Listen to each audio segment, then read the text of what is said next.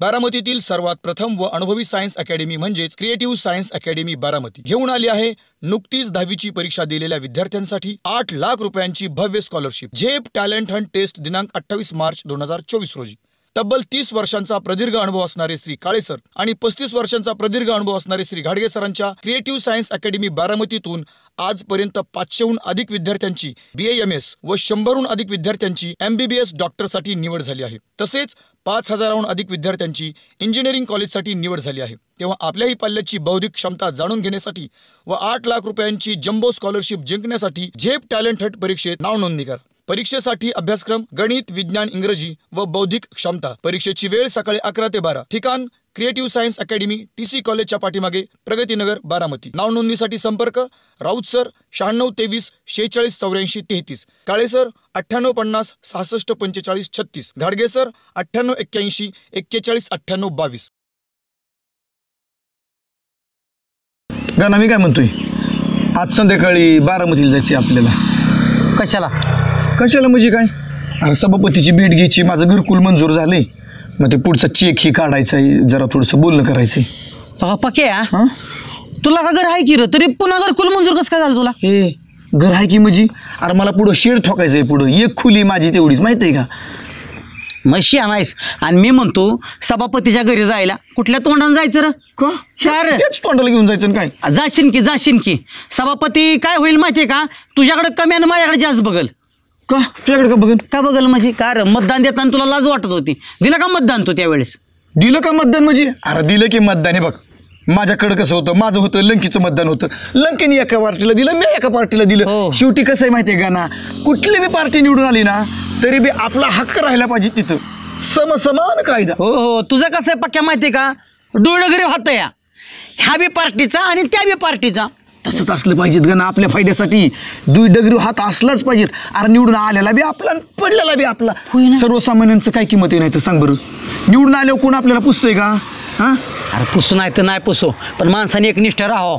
तुझ्यासारखा असा माणूस राजकारणात असला ना, एकनिष्ठ निवडलेल्या पार्टीकडे मी, पडलेल्या पार्टीकडे लंकी, तुझं राजकारण तुझ्या जवळ राहू दे, आलं लक्षात? मला संध्याकाळी वेळ नाही, कारण संध्याकाळपासून IPL सुरू होती, मॅच बघायची। अरे दोस्तापेक्षा IPL भारी। IPL आणि क्रिकेट बघून तुझा असं काय लय फायदा होणार आहे?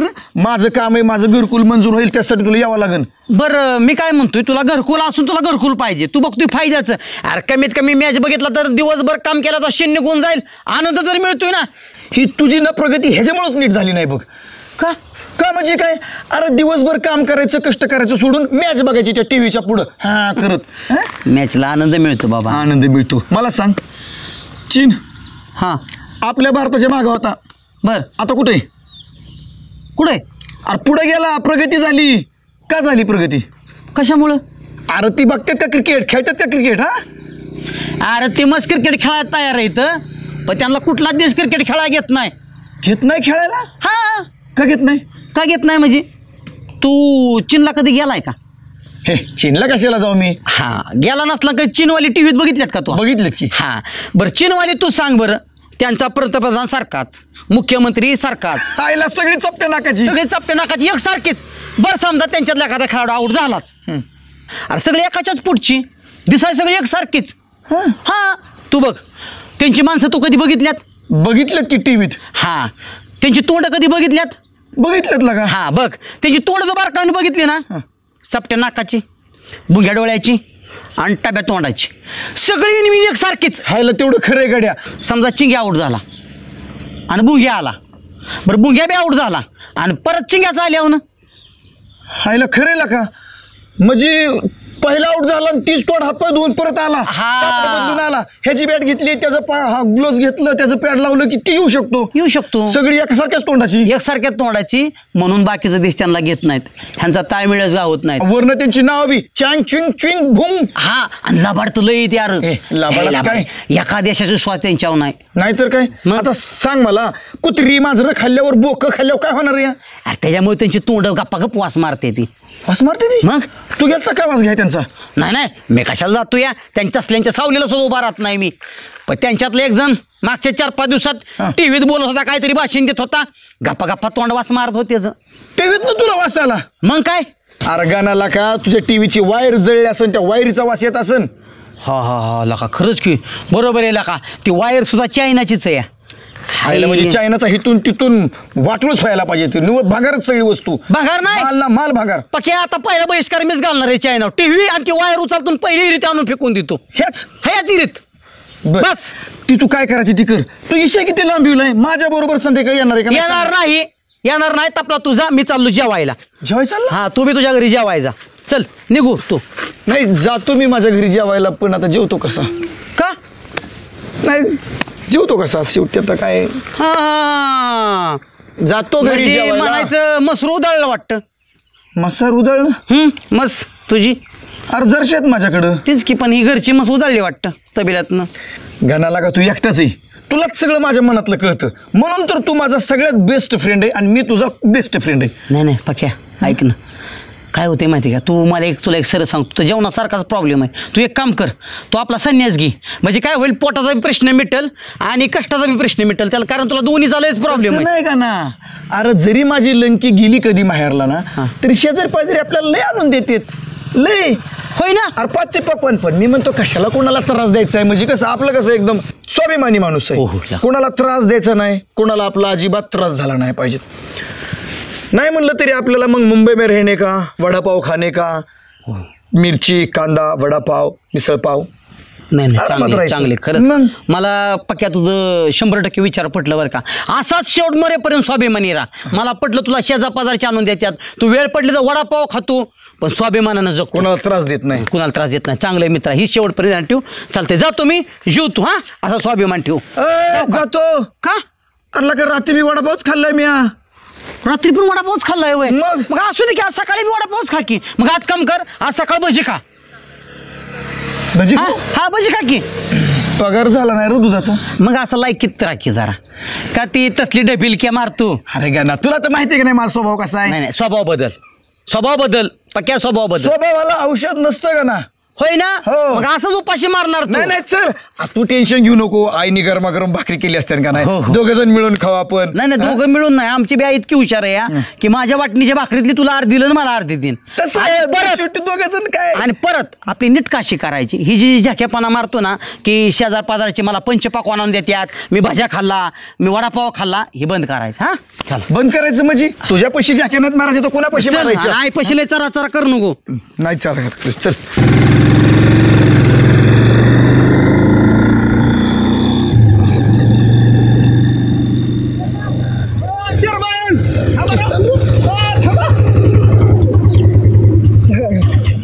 किसनराव आज सुधीत आहे. मी रोज सुधीतच असतो चेअरमन. ते तुमचा एक गैरसमज आहे, मी नशेत असतो. बर काय काम काढलं. काय ना भाले, अंग दुखतंय. दवाखान्यात जायचंय. डॉक्टर म्हणलं 20 रुपये लागतील. म्हणलं तुमच्याकडे काय असलं तर तेवढं देता का. 20 रुपये तुला कोणता डॉक्टर नीट करतोय. हे सरकार दवाखान्यातला जरा ओळखीच आहेत ना, अगोदरपासून जुनी ओळख आहे आमची, त्याच्यामुळे 20 रुपयात मी नीट होतो. एक केस पेपर काढला की काय तवा लागते. द्या 20 रुपये. अरे 20 रुपये तर किसनराव नाहीत गाड्या आता माझ्याकडे. काय आताच पोराची परीक्षा झाली आहे, ती काय घरीच चाललोय घेऊन त्याला. मी काय म्हणतो माहिती चेअरमन, पोरगराव तुमचं एकतर शिकून आले, हे पुढे जाऊन चांगल्या मोठ्या नोकरी लागल्यावर परत जास्त तुम्हाला पैसे द्यावे लागतील. आता 20 रुपये देऊन मोकळा की कशाला टेन्शन घ्या. अरे नोकरी बिक्री लय लांबच आहे. ही आता सुट्टी लागली त्याचा जागाव काटा आला. ही 2-3 महिने पोरं सांभाळावं कशी. हिरीला जाणार, उन्हातानाची खेळणार, पडला आजारी करा दवाखाना, ते काय सुखाचं आहे का. चेअरमन एक काम करा की, राखूला माझ्याकडे द्या की. 20 रुपये रोजचे, 600 रुपये महिना. ह्याला असला सांभाळतो का नाही. माझ्याकडे जालशा इथं नेतून त्याला चारायला रोज. तुम्हाला तारसच देणार ना, हाय ना. तुझ्याकडे राखोळी द्यायचा पोरगा. थांब बाबा, तुझ्याकडे ती पोरगा राखोळी द्यायचा आणि त्याचा हाय ती बी अजून वाटू लावतो. ही बाबा 20 रुपये घे, राखोळी नको काय नको, माझा मी बघतो पोरगा कसा सांभाळायचा. ते पैसेच नोटा बी होत्या दिसल्या होत्या मला. नाही असून ती ठेवल्या द्या. बघा सांभाळायचा विचार केला तर द्या. नको बाबा, ते माझा मी अनाथ आश्रमात घालवीन तुझ्याकडे सोडूस तर.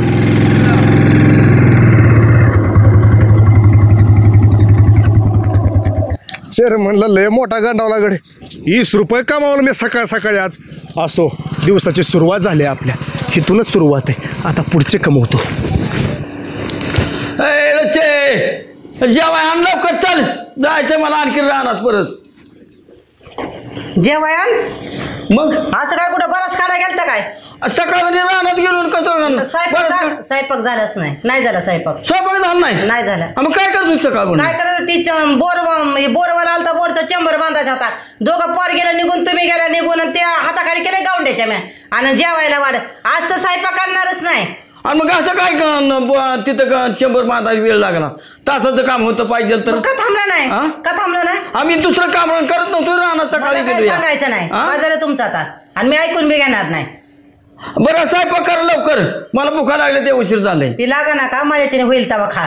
का बरं म्हणजे मला काय दात आहेत काय? दात नाही. काय करते सकाळपासून? काय करते म्हणजे? सांगितलं ना तुम्हाला ती बोर्डचा चेंबर बांधाय माणूस आलता म्हणून. ती चेंबर मला काय सांगायचं नाही अजिबात. मग ती टायमिंगला स्वयंपाक पाहिजे. होय हो. मग इथं थांबायचं ना, गडी होता म्हणलं इथं थांबायचं ना. आता मग ती राहून द्यायचा आजचे दिवस, स्वयंपाक पहिला करायचा. काय करते सकाळपासून तू? हिथं उठ तिथं बस, तिथनं उठ तिथं बस. कुठं बसायचा ती? मग मी काय डिटेक्टिव्ह आहे काय? ह्याच्या घरात त्याच्या घरात, त्याच्या घरात त्याच्या घरात. दुसऱ्या बायाचा गप्पा मारा, छप्पा मारायच्या वेळेस बंद कर आता. गप्पा मारायच्या माणूस की मी गप्पा मारते म्हणून तर माणूस की माणसं आहे त्या दारात. हो तर माणूस की मग इकडे कामाला काय स्वयंपाकाला 12 वाजते. ते 12 वाजता म्हणजे माणूस आलता. मी सकाळपासून रानात काम करतो या. तुम्ही काय रानातच असता की काय करताय तुम्ही? दुसरं रानात जायचं, झाडाखाली नारळाच्या सावलीला बसायचं. तरी तुला बघायला आले तेव्हाच मी ओळखली होती काय ही पोरगी व्हायचा आगाव या. पण तरी तुझ्या बापाला मी म्हणलं नको मला बाबा, तरी तुझ्या बापाने बळ माझ्या दिली ते बघा. काय झालं त्या काळात असं तसं राहिलं असतं काय? मी वाईट होतो वय? काय वाईट दिसतं? वाईट होतो कशाचं? वाईट असलं तर चांगलं काय झालंय म्हणायचं नाही. काय झालंय? मी आणलं कडेला, पण तसली नाटकं करून बोलायचे नाही. पण नव्हतं बाबा तेव्हाच मी तुला ओळखली होती. ओळखलं होतं तर नाही म्हणून सांगायचं. बळ का असू द्या राव, असू द्या राव. पण माझं बापू इरसलीने राहिली ते बघा, परपंच केला आता. राहिली खरं राहिली. मग खरंच राहिली, खरंच राहिली. ह्या काळात पाहिजे होता, आणि आता काय लेकाचं लग्न व्हायना. माझं करून दाखवतो, आणि तो पोराचं तर करतो पण माझं करून दाखवतो. जा करा, मला बघ तू बघतोय करतो का नाही? काय तुम्हाला कळते का नाही? काय बघ हिला सांग किंवा काहीतरी. सकाळ पण तुम्ही रानात गेलो या ना, घरी जेवायला तो भांडणच काढलं या. घरी नाही ना तुमची रोजचीच भांडणं. तुम्ही सांगा असं गावाला तमाशा दाखवता, हे तुमच्या दोघांच्या भांडणामुळे मला सुद्धा जागा आहे. मी आता मी कुठवर माग सण करायचं? अरे 35 वर्षाला ह्या माणसाने हेच गोंधळ घातलाय की कोण ऐकून काय मोकळ्या दररोज उठून. तेव्हा माणूस आला चेंबरला, त्याच्या हाताखाली. मी काय म्हणतोय, एकाने आग झाली दुसऱ्याने पाणी होणं गरजेचं नाही. पाणीच होत आली आतापर्यंत. मी कधी आग झाली पाणीच होत झाली म्हणतो आतापर्यंत. तू पाणी होत आली? पाणीच होती ना. काय मी काय टाणा उड्या मारत होतो तिकडे राहणार. मी काय म्हणतोय बापू आई, कशाला भांडताय दोघ जण? घ्या की काहीतरी मिटतं. आपण सांगा की प्रकाशराव काहीतरी हिला किती भांडणं करते सकाळपासून. प्रकाशराव सांगा म्हणजे हे एवढ्या शनीच्या पोटचा आहे. तुझ्या घरचं मिटते का? तू इथं आला काय आम्हाला तत्वज्ञान सांगायला? म्हणजे तुम्हाला घरी आणून असं माझा अपमान पाणउतारा करणार आहे का? मग तू मी मिटवायलाच लागलोय ना. तू नको मिटू, तू मिटावशील का मी पेटावशील? जास्त खाली बस, बांधा बसतो बापला मी बघत. मग असं आम्ही नाही मोकळं. बरं मला काय म्हणायचं बापू, तुमचं कवर चालायचं हे दोघांचं कवर चालणार आहे. मी कुठवर मग सण करत माग घ्यायचं? हे सारखं आलं जेवायला घरी की भांडणच. सण करायचं नाही. जेवायला की भांडणच. रानात सकाळचं जातोय ती मी काय म्हणतो, आईने तरी कव्हर करायचं. ह्यानी लगीन करायला नको का? ह्यानी लगीन केलं तर तुम्हाला दोघांना बी सुख लागेल का नाही? पण ही करीतच नाही लगीन. करायचंय की ही नाही पसंत, ती नाही पसंत, ती नको, ही नक्कीच ती तसंच करतो लगीन. ही पोरगी म्हणलं बघ, ती म्हणतोय नाही मला पसंत. किती पुरी आल्या, किती पुरी दाखवल्या. अहो नकटी वक्टी काय म्हणते ती काटलेली मला काटलेली करण्यापेक्षा बापू लग्न लेट करीन, पण शीघ्र थेट आणीन. नाही त्याला काय होतं येळाला आपलं कमीत कमी माझ्यासारखी तरी नीटच पाहिजे की. तुला नीटच आहे वय तुमच्यावानी करायची. आता बरं गणा काय करू, तुझं तर लग्न करतोच मी, पण मला एक जोमबाज बायको बघ, आणि तू हिंडता फिरताय सारखा, आणि मग तुला बघतो मी. बापू मी बघतो. बरोबर नाही बघितली ना, मी बघतोय. सोडून द्या आता तुमच्यासाठी. नाही हे जर माझं कधी पटणार नाही. बापू पटाय काय झालं, राजराणी संसार आता 35 वर्ष पटलं. नाही 10-5 वर्षासाठी कशा लग्न करताय राव? लग्न करू. नाही नको ही जर माझं पाया पडतोय काय. अरे 85-85 वर्षाचं वय होता, कोण देतं बायकोला? जा करू दे. कोण म्हणलं 85? मग किती? तू 4 एक बैठली माझ्याकडे जाऊ का दाखला माझा शाळेतला? 30 वर्षाचा अहो काय लावलंय बरं आई, जाऊ द्या तुमचं हे रोजच आहे, खाली बसा. आई एक काम कर, ही रोजच आहे, मला जायचंय बाहेर, काम कर पाक्याला मला ताट कर दोघाला. पक्याला मला ताट कर, हे तर त्या साडीचं भांडणं चालेल आणि पक्याला मला ताट कर. तू आता दररोज पक्याला इथं जेवायला आणतोय ना, पक्याच्या घरी तू जेवायला जा आजच्या दिवस. हा आम्हाला ताट कर ना, आम्हाला ताट कर. मी काय म्हणतोय का ना, अरे माणसानं ना आठवड्यातून एकदा तरी वडापाव खाल्ला पाहिजेत. जा वडापाव खाण्याचं काय खा. चल आपण वडापावच खाऊ. आज आईले गरम तापली चिडली बापूर. बरं का बापू, तुम्ही म्हणत होता का नाही? हा तेच खरंय. मग काय फिरता फिरता जे तुम्ही म्हणता ना मला बायको बघ, मग सांगतोय मी तुम्हाला काय, तुमचं दुःख मी समजून घेऊ शकतो. शी आगा बाई 8 दिवसात मला पोरगी बघतो, तुमचं लग्न मी लावून देतो, तुमच्या लग्नात नाचतो बेबी. आता तू काय कर, सुट्टी अशी इकडं तिकडं बोंबलत फिरून वाया घालवू नको. MSCITचा तुला कोर्स लावतो, MSCIT आपला कर एवढ्या सुट्टीत. मी करतो MSCIT, पण मला पहिल्यांदा फोन घेऊन द्या. अरे फोनचं काय घोटाळं वय एवढं, फोन घ्यायला येईल की आता तेवढ्याच ह्याच्यात तू MSCIT कर ना. तुला कॉलेज चालू झालं की फोन घेऊन देतो की मी. माझ्या समजा मित्रांकडे फोन आहे म्हणून मला फोन पाहिजे. अरे मित्रांकडे लोकांना सरी घेतली म्हणून आपण दोरी घेऊन जमल वेगळ्यात. नाही, फोन घ्या पहिल्यांदा. फोन घ्यायचा आहे आधी? हो. म्हणजे फोन घेतल्याशिवाय तू काहीच करणार नाही? हो. हो बोल की. अहो ते पेपर पहिला खाली ठेवा, मी काय म्हणते माझ्याकडे बघा इकडं. बोल ना, लक्ष आहे माझं. अहो दीदीची 10वी झाली, जरा तिचं बघायचं का ऍडमिशनचं ह्याचं. तर ऍडमिशनचं काय तेव्हा शिकलच की इथंच, आता अजून 10वी, अजून 2 महिने बाकी या. सुट्ट्याच आहे त्या 2-2.5 महिने. अहो ते ऍडमिशन घ्यायचं म्हणते कुठं, तर तिच्या मैत्रिणीने घेतलंय तिथं. ऍडमिशन घ्यायचं आपलं इथंच गावात शिकवायचे, तिला 11वी 12वी शिकवायचे, आपलं लग्न करायचं. ओके तर लग्न करायचं. माझं झालं 30 लेकराचं करायचं का, माझं केलं माझ्या आई बापाने लहान वयात लग्न. आता कशाला लई दिवस लावायचं ते. हुशार आहे पोरगी ती, मार्काने किती पुढे आहे तुम्हाला माहिती आहे ना. कसं आहे माहिती आहे का, मी आहे गावचा सरपंच, आणि माझी जर पोरगी कुठं बाहेर टाकायची म्हणलं ना, गावातली सगळी नावं ठेवतेली मला. माझी पोरगी गावातच शिकली पाहिजे. अहो पण तिला डॉक्टर व्हायचंय, ते डॉक्टर होण्याचं शिक्षण काय गावात आहे का आपल्या? मग काय आपल्या गावात म्हणजे डॉक्टर व्हायचं शिक्षण नाही का? नाही. अहो 2 दिवस झाले तिने माझ्या मागं लावलंय की तू बोल बाबांशी म्हणून. मग आपल्या गावात काय काय शाळा आहे? थांबा तिला बोलतो. दिदे हा ये ग इकडं.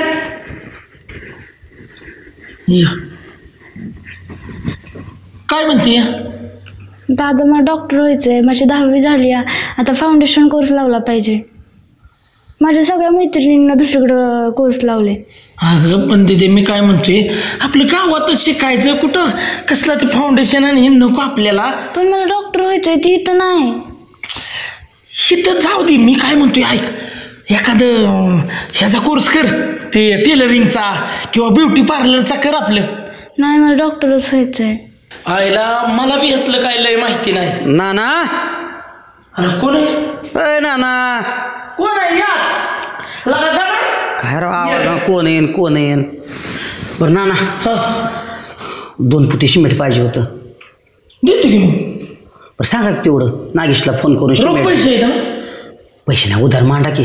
काय पहिलीच उधारी दिली का? नाना बुडावतोय करावा, आम्ही गावातली माणसं आहे की का पळून चाललोय? प्रत्येक जण असंच म्हणतंय, जाऊ दे मुर्दी. बरं ते सिमेंटचं थोडा वेळ बाजूला ठेव, तुला 2 काय 4 पोती देतो. पोरीला समजून सांग की. का काय तिला याद भरलंय कोणा, मला म्हणते ते डॉक्टर का फिक्टर व्हायचंय म्हणते. मग होऊ दे की, डॉक्टर होती तर चांगलंच आहे की. डॉक्टर नाही झाली तर का तुमच्यासारखा ट्रॅक्टर घेऊन नांगरल का? होऊ दे, मला काय नकोश आहे का डॉक्टर झाली तरी.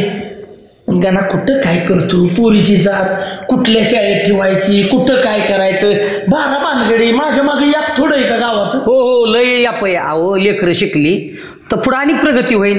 आणि नाना विचार जरा बदला. आता मुली कुठं चालल्यात राव, आणि तुम्हीच जर आईबापांना सपोर्ट करायचा म्हणल्या, मग पोरींनी कोणाच्या शिकायचं? मला बाकी नाही काय वाटत, पण आपलं पोरीची जात आहे. नाही पोरी जात आहे म्हणजे. अहो आता लय भारी भारी कॉलेज आणि शाळा निघाल्यात, आपल्या काळात नव्हतं तसलं काय. आहे का तुला एखादी शाळा माहिती? मला काय नाही बरं का माहिती. आता माझं शिक्षण इथंच झालं 10वी पर्यंत. आता हे कशाला आला आणि किसनीकडे कोण असतो? कारगिसन्या खडबा इकडे काय करतोय? खडबा नाही रे, गणबा. बोलताना त्याला का नीट बोलत जा, पार तू माझ्या नावाचा पार मात्र करून टाकले. अरे मी पण गणबाज म्हणलं तुला, खडबा आला होय का? मला वाटलं जेवाय बिवाय केला असं म्हणून आलोय. हो हो आयला बरं झालं तू आला जेवायला. ही घ्या पंक्ती बसवा, नानाचं बारसं नाही वय आज. होय माझ्या इथं काय जेवणाच्या पंक्ती चालल्या ते का म्हणून आला. नाही मग तुझ्या मी घरी गेलो जेवायला, पण ते आयसन बापूचं पार पाठाडलं. तुला लक्ष येत नाही बापाकडे. काय झालं? नाही काय त्याचं तुम्हाला माहित नाही होय. अहो काय होते, वरच्यावर आमच्या आईची बापून वैचारिक पातळीची भांडणं असतात. संसार कसा करावा एकमेकाला सल्ला देते ते दोघं जण. भांडणं करून भांडणात नसतं हो, म्हणजे त्यांचं काय मोठ्या आवाजात बोलणं असतं की आजूबाजूच्या 4 लोकांना ऐकायला जावं की संसार करत असला तर असा करायचा, नाही तर नाही केलेला चांगला. पण तू इकडे काय करतोय? कारण माझा पर्सनल आहे, तू जाऊ शकतोस. तर बाबा तू कोण आहे? या VIP आहे तू. तुझं काम काय आहे ती बोल आणि रस्ता मोकळा कर. चल मी नाना बाहेर निघालोया. कुठं नाही घाला बाहेर? काय तुला करायचं या?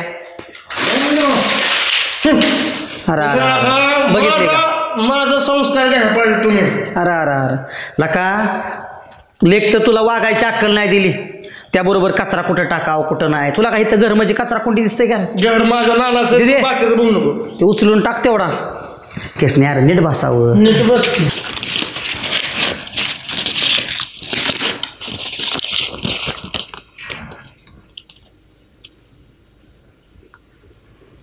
त्यांना प्रत्येक गावातल्या माणसाला सांभाळावं लागतं.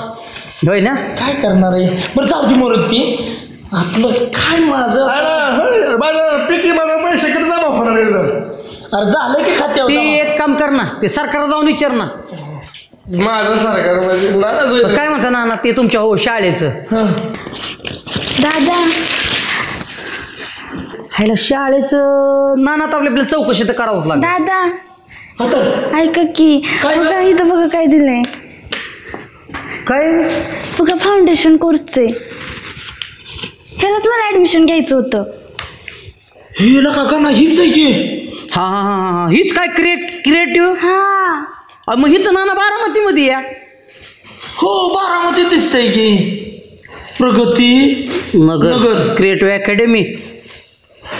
पण हे तुला कुठे लावलं? हे काय त्यांनी टाकलेलं. अरे किसन्या लगा लय मोलाची कामगिरी केली तू आज. अरे ते म्हणतात ना कावळा बसायला फादी तुटायला, तशी गत झाली आता. माणूस आहे आपण. काय झालं? होय ना? नाही तू नाही मौल्यवान, पण ह्यो कागद लय मौल्यवान आहे महत्वाचा. हा हो का ना, इयत्ता 10वीची परीक्षा दिलेल्या विद्यार्थ्यांसाठी आहे का की ना आपण आता इथं जाऊन बघू. हा काय करायचं तुम्हाला नेमकं? नाही ती काय झाले आता त्या नानांच्या पुरेला ऍडमिशन घ्यायचंय ना. कशाला? डॉक्टर केला. डॉक्टर कुठं? आता हे काय इथं जाऊन बघायचं कसं काय काय नाही ते बघायचं. लाला कशाला कुठं घालता? आपल्या गावात हॉर डॉक्टरकडे शिकवायला लावा की तिला. इंजेक्शन देईल तिथं जाऊन. अरे तिला डॉक्टर करायची, कंपाऊंडर नाही फार डॉक्टरच्या हाताखाली लावा की. हाय कृष्णाला बी कळत नाही लवकर. मग जाऊ दे या जाऊन तुमचं तुम्ही. कुठं गावात लय कागद वाटत होते. कधी वाटत होती रे? सकाळीच वाटत होते. बरं चालतंय आपण काय करू. आणि ऐका काय होतं माहिती का नाना, आपली पोरं शिकली पाहिजेत, डॉक्टर झाले पाहिजे, वकील झाले पाहिजे, इंजिनियर झाले पाहिजेत. अहो आपणच आपल्या पोरांना सपोर्ट करायला म्हणल्यावर करणार कोण तवा? कोण करणार? आणि ती हुशार बी लय शाळेला. मागच्या वर्षी पहिला नंबर आलता 9वीत तुझा. 10वीला किती मार्क पडतील? 9च्या पुढे पडतं. आणि मग बघा बरं नाना राव, लोकांची पोरं हुशार नाहीत आणि आपली पोरं हुशार तर आपण कमी पडतोय. मला काही नकोच आहे का? आपण द्या वाटतंय. नाही आपण उद्या जाऊन बघू की. हा जाऊ उद्या चालतंय. मी बघा ना तू बी ये संग पण. मी येऊ ना मी कुठं? अकॅडमीला का? हो हो तुला नेतो की. नेऊन काय करायचं? जाऊ चालतं ही दर ही नीट ठेव फक्त. येऊ का ना मग थोडं नागेशला फोन करून सांगा. हा काय कर मी देतोय माणूस की खातर म्हणून तेवढं. ना ना बस बोलू ना. तुमचं कधी बुडावलं आजपर्यंत? बुडावलं नाही बाबा. मग आजकाल गावात पुढे माणसाला आले ते म्हणजे अशा माणसाने एकटा आमचा अपमान करताय का? तसं नाही का ना. बरं जाऊ दे असू दे 2 दिवसांनी पण काय ना दिला तुझा. चालतंय चला किसनराव उद्या सकाळ जाऊ पण. जेवणात बिर्याणी केली. हा चला चला मी सांगतो बिर्याणी. चल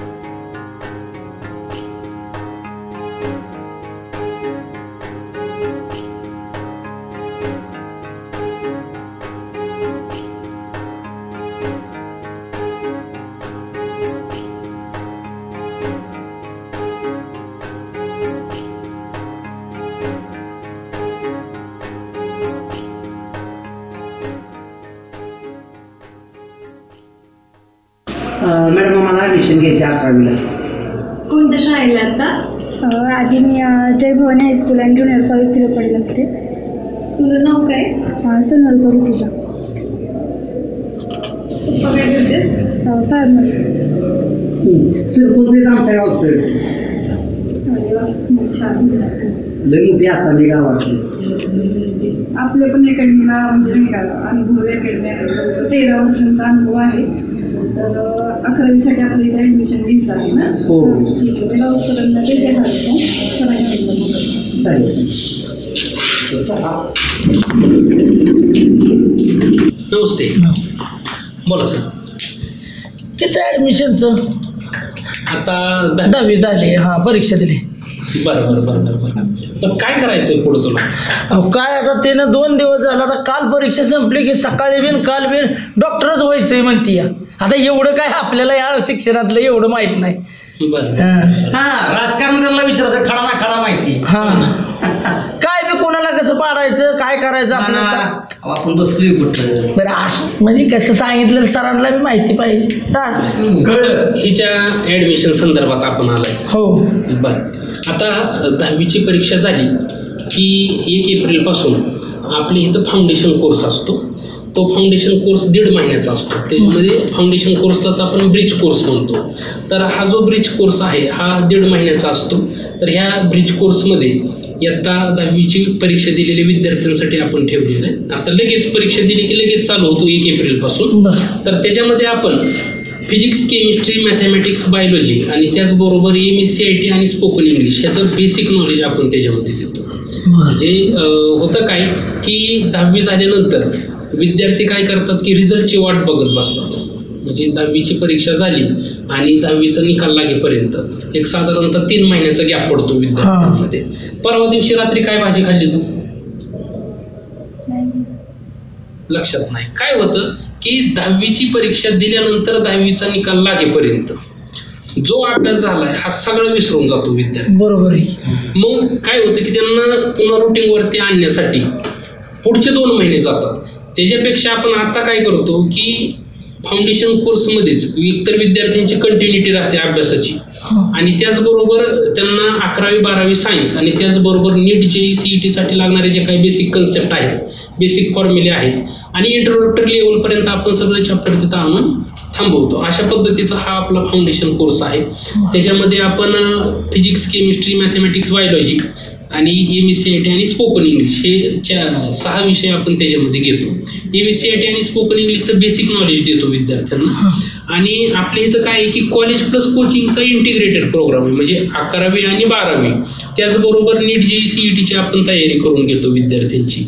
मग हे फाउंडेशन कोर्स झाल्यानंतर ह्या फाउंडेशन कोर्समध्ये तुम्हाला अंदाज येईल की अकॅडमी व्यवस्थित आहे का, म्हणजे विद्यार्थ्यांना अकॅडमी व्यवस्थित आहे का, शिकवलेलं समजतंय का, विद्यार्थ्याला करमतंय का, त्याला सायन्स झेपतंय का, पेलतंय का. त्याचबरोबर तुम्ही जर हॉस्टेलवरती ठेवली, हॉस्टेलवर ठेवल्यानंतर सिक्युरिटी हॉस्टेलची व्यवस्थित आहे का, तिथल्या सोयी सुविधा व्यवस्थित आहेत का, त्याचबरोबर जेवण व्यवस्थित आहेत का, सगळ्यात महत्त्वाचं. आणि त्याला समजतंय करमतंय ह्या जर गोष्टींचं जर तिने सांगितलं तुम्हाला.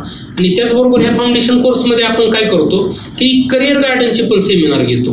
आता हे जे तुम्ही म्हणताय फाउंडेशन कोर्स 1.5 महिन्याचा, त्याला म्हणजे पैसे किती भरायला लागते ते?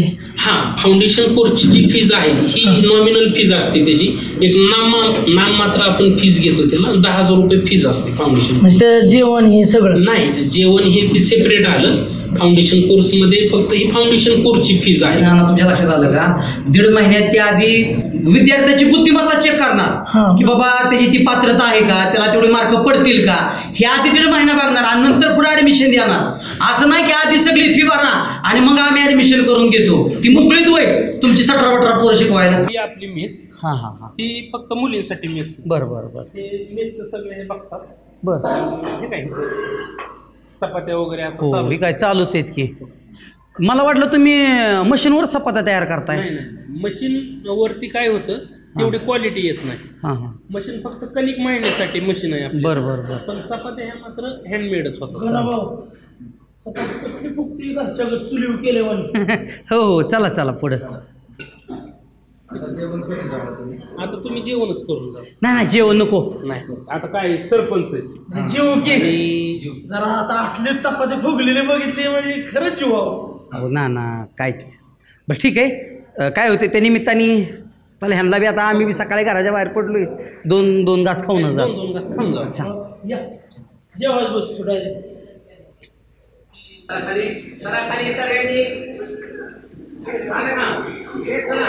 कसं जेवण वाटलं? जेवण लय सुंदर होतं सर. आता या मुली सगळ्या जेवण करायलात काय?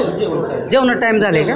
किती? 12:30 वाजता जेवण. 12:30 ते 12:30 ते 1 अर्धा तास जेवण. होय का? वा जेवण मस्त होतं बरं का. पण सर म्हणजे रेग्युलर जेवण असंच असतं काय? हा रोज. हे काही तुमच्यासाठी सेपरेट बनवलेलं नव्हतं. होय ना. आणि कुठले पालक आले तर आम्ही जेवणाचा आग्रह करतो.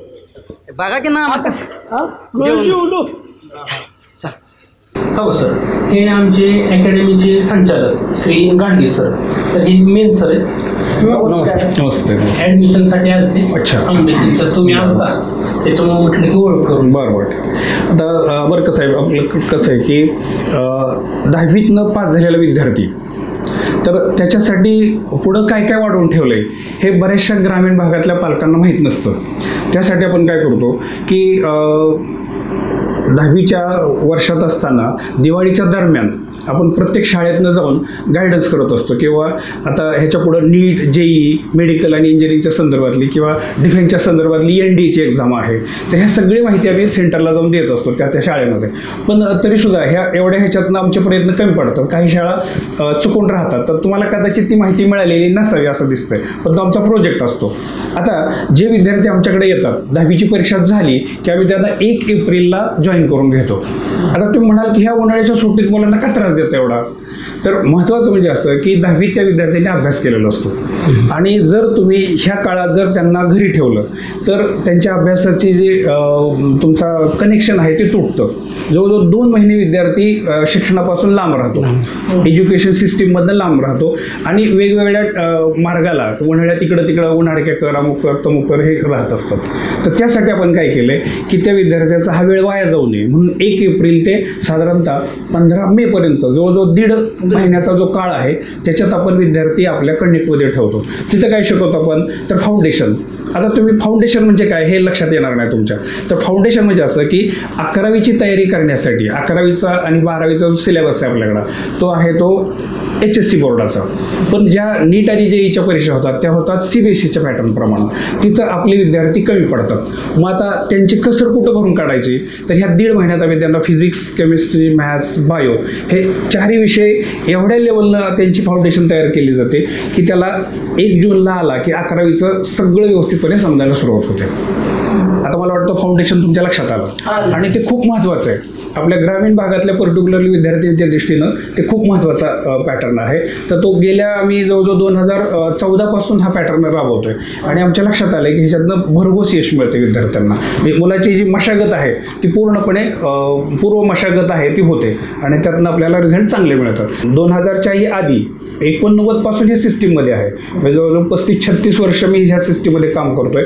तर मुलांना आपल्या नेमकं काय लागतं की त्यांचं IQ वाढेल किंवा त्यांची सिस्टीममध्ये राहतील. आता प्रत्येकच विद्यार्थी साहेब काय हुशार असतो किंवा प्रत्येकच विद्यार्थी कमी हुशार असतो अशातला प्रकार नसतो.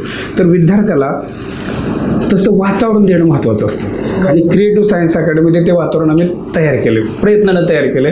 त्यासाठी आम्हाला विद्यार्थ्यांची साथ लाभली, तुमच्यासारख्या पालकांची साथ लाभलेली आहे आणि त्याच्यातून आणि टीचर्स ह्या सगळा संगम घडून हे सगळ्या गोष्टी घडत असतात. ह्या आता मी माहिती सांगितली तुम्हाला, आता मी माझ्या पद्धतीने सांगितली. तर तुमच्या काय मनात शंका असतील तर त्या मोकळ्या मनाने विचारा, काय प्रश्न असतील. नाही आता शंका तशी नाहीच काय, कारण सरांनी पण आधी व्यवस्थित सांगितलं आणि तुमचं सगळं ही पण अकॅडमी फिरून बघितली आम्ही, सुंदर वाटलं.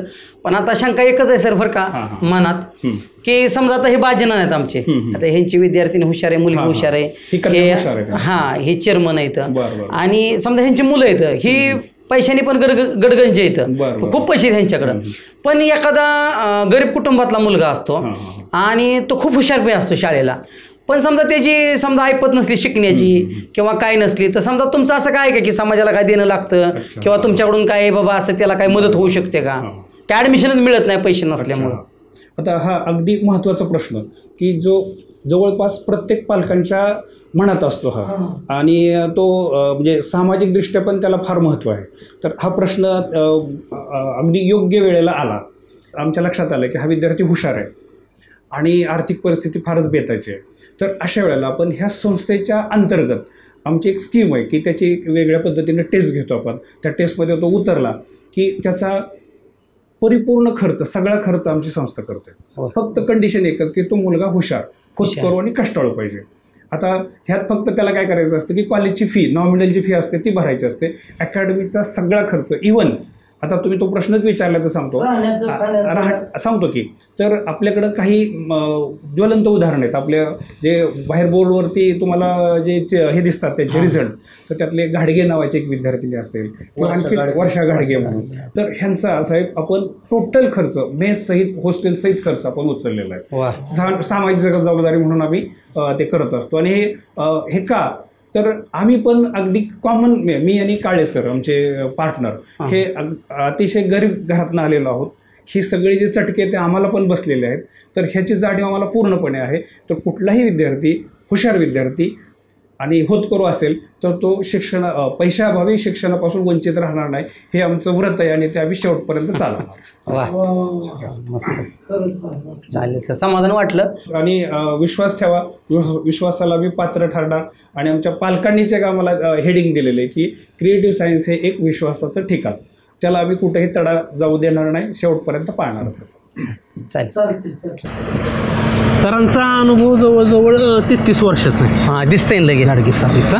तर गेल्या वर्षी आपल्या महाराष्ट्रामध्ये नीटमध्ये जी मुलींमध्ये पहिली आलेली ती काही रिद्धी वजरींकर, 720 पैकी 710 मार्क्स तिला पूर्ण भारतामध्ये पडलेली. ऑल इंडिया रँक तिचा 44 आहे आणि मुलींमध्ये ती भारतामध्ये 8वी. म्हणजे ती मुलगी आपली इथनं शिकलेली मुलगी आणि एम्स दिल्लीला ऍडमिशन झालंय माझ्या. मग अजून कितीही पाहिजे तुम्हाला? रिझल्ट पाहिजे? रिझल्ट म्हणजे आता काय दिवसांनी या दिदीला आणून सोडा. मला खूप आवडलं बरं का. दिदीलाच नाही, माझं पोरग सुद्धा मला वाटतं आता अकॅडमीतच घालावं. काय बोलताय? अहो मग मला बी प्रश्न पडला होता, पोरग कुठं लावा, इकडं लावा, तिकडं लावा, असं जे फिरतंय त्याच्यापेक्षा त्याला 10,000चा मोबाईल घेऊस तर 10,000चा फाउंडेशन कोर्स करू दे की त्याला बेसिक. तुमचं पोरग लई उडान टप्पू आहे, मला काय त्याचं पटत नाही अजिबात.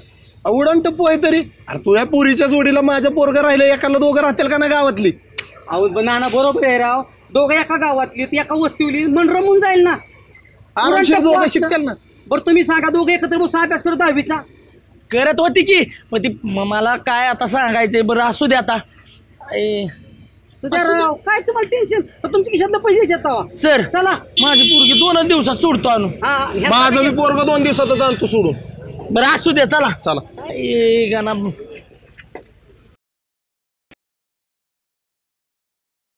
चला. सर आहेत का? सर येऊ का? बरं का सर, झालंय सगळं, ऍडमिशनची प्रोसेस ही सगळी पूर्ण झाली. त्यांना ही युनिफॉर्म बी दिला आणि स्कूलचं बी सगळं साहित्य दिलं. स्टडी मटेरियल मिळालं. बरोबर. आता एवढंच सांगणं, तुमच्या ध्यानात काळजी घ्या आता. नाही, बिंदास जावा, कारण विद्यार्थ्याचे म्हणजे तुमच्या मुलाचे प्रथम पालक आम्हीच आहेत. तुम्ही बिंदास जावा, काही काळजी करू नका. काय अडचण वाटली तर माझा नंबर तुमच्याकडे आहेच, कधीही फोन करा, काही अडचण नाही. आणि त्यांना आता तुम्ही जेवण बघितलंय, सगळ्या गोष्टी बघितलेल्याच आहेत, कसलीच अडचण येणार नाही. आली तर लगेच मला फोन करा. काय असतं, काळजी वाटते म्हणून आपलं. नाही एकदम बिंदास जावा. नाही आपल्याला 1.5 महिन्यामध्ये अंदाजच येणार आहे सगळ्या गोष्टीचा. आणि कसं असतंय की रिकामं डोकं सैतानाचं घर, त्याच्यामुळे हिथं आल्यानंतर त्याला व्यवस्थित चांगल्या जर विद्यार्थ्यांच्या सहवासात राहिला, चांगलं नॉलेज मिळालं, चांगले संस्कार मिळाले, तर त्या माध्यमातून आपण बघू. 1.5 महिना ह्याच्यावरती प्रायोगिक तत्वावरती आपण बघू आणि त्यानंतर ठरवू. चालतंय, जाऊ का मग? ओके, धन्यवाद. 100%. हे बॅग